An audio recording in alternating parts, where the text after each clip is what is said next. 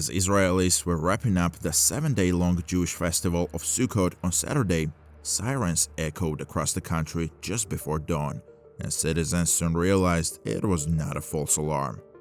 A full-fledged surprise attack was being waged from the air, sea, and ground by hordes of Hamas militants. Air raid sirens began sounding in Jerusalem around 6:30 a.m. local time, warning citizens of the attack in progress and to immediately take cover. Thousands of missiles fired from Gaza streaked through the sky and began raining down on Israel, sparking terror and leaving hundreds of bodies in the streets of cities and buildings decimated. An estimated 2,200 rockets were fired toward southern and central Israel, including Tel Aviv and Jerusalem, by the Hamas militants, according to the Israel Defense Forces. Meanwhile, Hamas claimed at least 5,000 rockets were fired, all landing in southern and central Israel. Simultaneously, armed Hamas militants, many on motorcycles, followed bulldozers that breached fences separating Israel from Gaza and charged into cities, stormed the blockaded areas of the Gaza Strip, shooting at Jewish settlers in the Gaza Strip, officials said. They took Israeli soldiers off guard.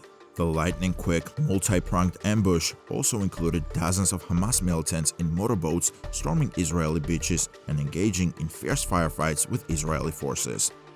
Other armed Hamas attackers swooped into Israel through the smoke-filled skies on paragliders.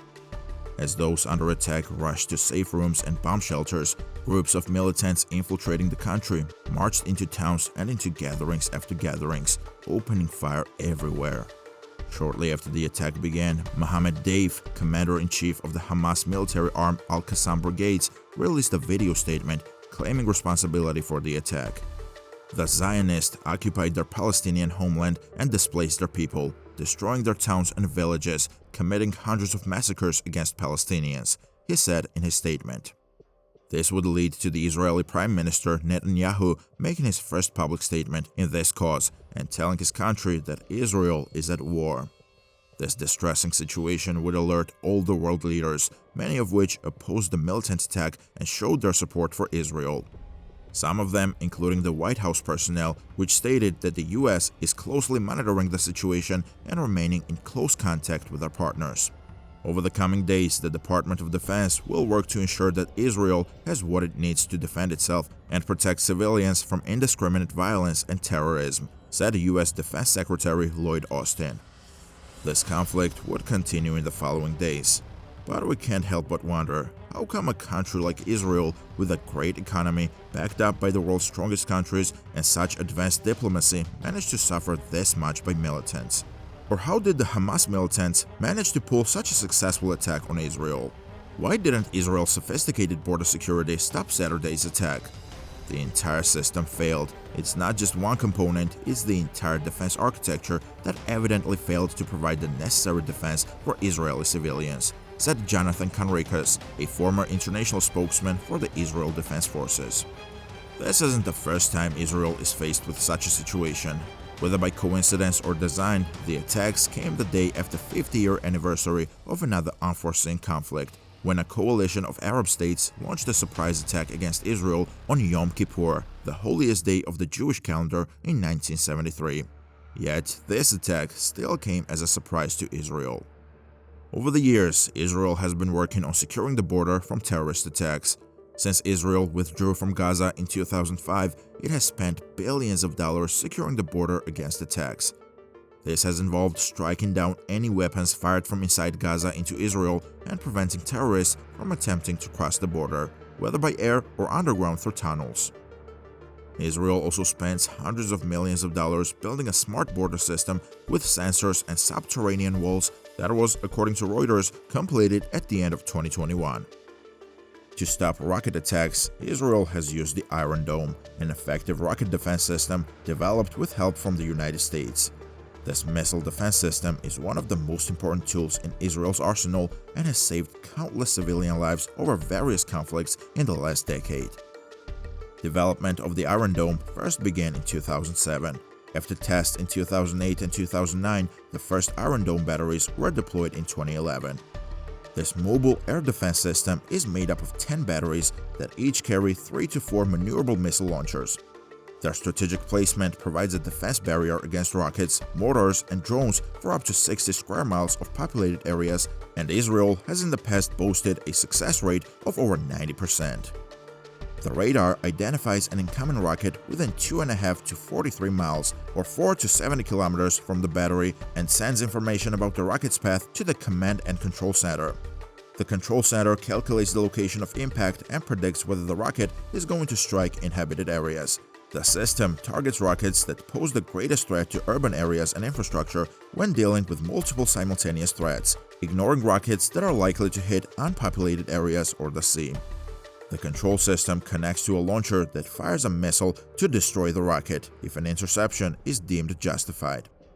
It is important to note that unlike the air defense systems designed to stop ballistic missiles, the Iron Dome targets unguided rockets that remain at low altitudes, the type often fired by militant groups in Gaza. During times of war, the cost to operate Iron Dome can rise quickly. Each missile costs around $40,000, so intercepting thousands of incoming rockets adds up. The US government has spent over $1.5 billion on the Iron Dome program and research related to it as well. A US official told CNN that Israel will likely request additional interceptors in addition to other military assistance from Washington in the aftermath of Saturday's attack. But 2,200 Hamas rockets managed to get through this fortified system.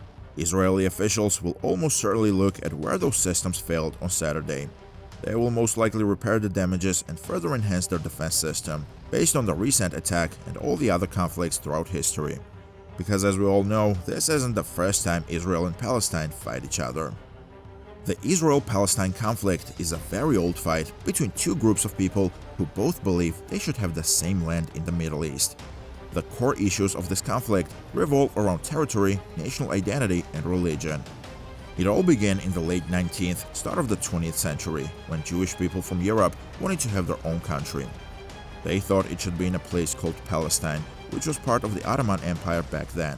The Jewish people who wanted this were the Zionists. In 1917, during the First World War, the British government said they agreed with the idea of a Jewish homeland in Palestine. This became known as the Balfour Declaration, and it played a big part in the conflict. After the war, the League of Nations, which was like the United Nations of that time, gave Britain the job of taking care of Palestine. However, this created a lot of problems, because many people already lived there, and they were mostly Arabs. Jewish immigrants started moving to Palestine, and tensions began to rise between them and the Arab population. In 1947, the United Nations came up with a plan to split Palestine into two parts, one for Jewish people and one for Arabs, with Jerusalem as an international city. The Jewish leaders accepted this plan, but the Arab leaders rejected it. This led to a lot of trouble, and in 1948, Israel declared itself an independent country. This is when the first big war happened between Israel and its Arab neighbors. This war caused many Palestinian people to leave their homes and become refugees in other countries. This refugee problem has been a big part of the conflict ever since. The years that followed were filled with more wars, uprisings, and violence between Israelis and Palestinians. The main issues of the conflict include who gets to live where the borders should be, who controls Jerusalem, and what happens to the Palestinian refugees. The Israel-Palestine conflict continues to be a big problem that is not fixed yet. It is a very complicated and sensitive issue that the world has been trying to solve for a very long time. Despite many attempts to find a peaceful solution through talks and agreements, the conflict is still not resolved, and this last attack on Israel just proves that. But can this conflict lead to an all-out war? Israeli Prime Minister Benjamin Netanyahu said that the country will return fire of a magnitude that the enemy has not known. While the top official in charge of activities in the Palestinian territories, Major General Hassan Alian, said that Hamas had opened the gates of hell. Will this provoke the other Islamic states in the Middle East? Will they act on Palestine's defense and trigger actions from other worldwide countries as well? We are getting into the speculations territory here. But that said, history is unpredictable and each war has its own surprises. For example, the Ukraine-Russian War. In February 2022, Russia launched the biggest invasion attack on a European country since the Second World War, and at the time, no one thought Ukraine was capable of defending its own territory.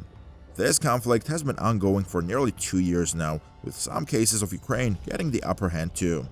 While the Israel-Palestine conflict is a long-standing and deeply entrenched dispute, it is unlikely to directly lead to a world war, especially in the context of modern global politics. Unlike the two world wars of the 20th century, the Israel-Palestine conflict does not have the same level of global economic and political interest at stake. World War I and World War II involved numerous major powers with extensive global interests, whereas the Israel-Palestine conflict is more regional in scope. The Israel-Palestine conflict has implications for regional stability and peace. It does not have the same scope and scale as a global conflict. Besides, the world's political landscape has shifted significantly since the two world wars. Countries are interconnected through various alliances and diplomatic ties, making a large-scale war less likely. Most nations prioritize stability and diplomacy over military confrontation. There is a strong international interest in preventing a large-scale conflict in the Middle East. Diplomatic efforts and international organizations like the United Nations play a role in trying to mediate and reduce tensions. That said, the Israel-Palestine conflict has the potential to influence regional dynamics, impact international relations, and contribute to broader tensions in the Middle East. It's essential to address and resolve regional conflicts like this one to reduce instability, but the notion of it directly sparking World War III is unlikely in today's geopolitical context. Nevertheless, it remains a source of concern for regional peace and stability, and its resolution remains an international priority. So, what are some important diplomatic steps these two countries are taking? Or what are some of the world's strongest countries like the US, Britain, Russia, China doing to help to stop further de-escalations and restore peace once again in the Middle East? Ending the Israel-Palestine conflict is an immensely complex and sensitive challenge, and there is no one-size-fits-all solution.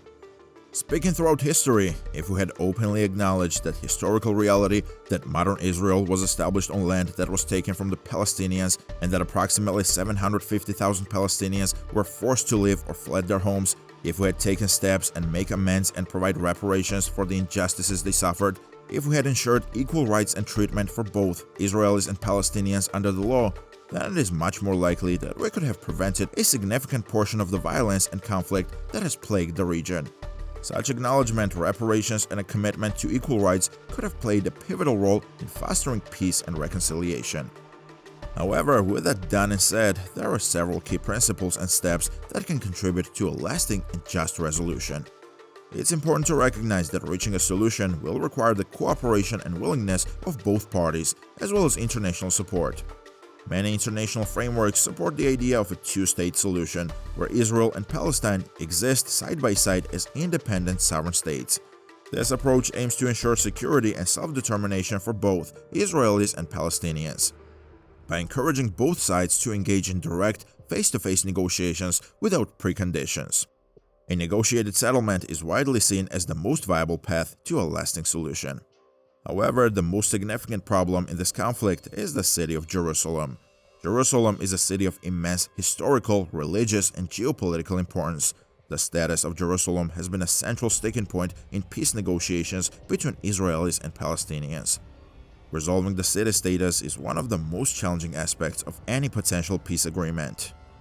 Jerusalem is the capital of Israel according to Israeli law, and this is recognized by some countries, like the United States. However, the international community, including the United Nations, does not formally recognize Israel's sovereignty over the entire city. But the eastern part of Jerusalem, including the Old City, was captured by Israel during the 1967 Six-Day War. Palestinians seek East Jerusalem as the capital of a future Palestinian state, while Israel claims the entire city as its united and eternal capital. Further, Jerusalem is considered holy by three major monotheistic religions: Judaism, Christianity, and Islam. It is home to some of the world's most revered religious sites, including the Western Wall, a Jewish holy site, the Church of the Holy Sepulchre, a Christian holy site, and the Al-Aqsa Mosque, a significant Islamic holy site. The city's religious importance adds to its complexity. Disputes over control and access to religious sites have sparked violence and protests.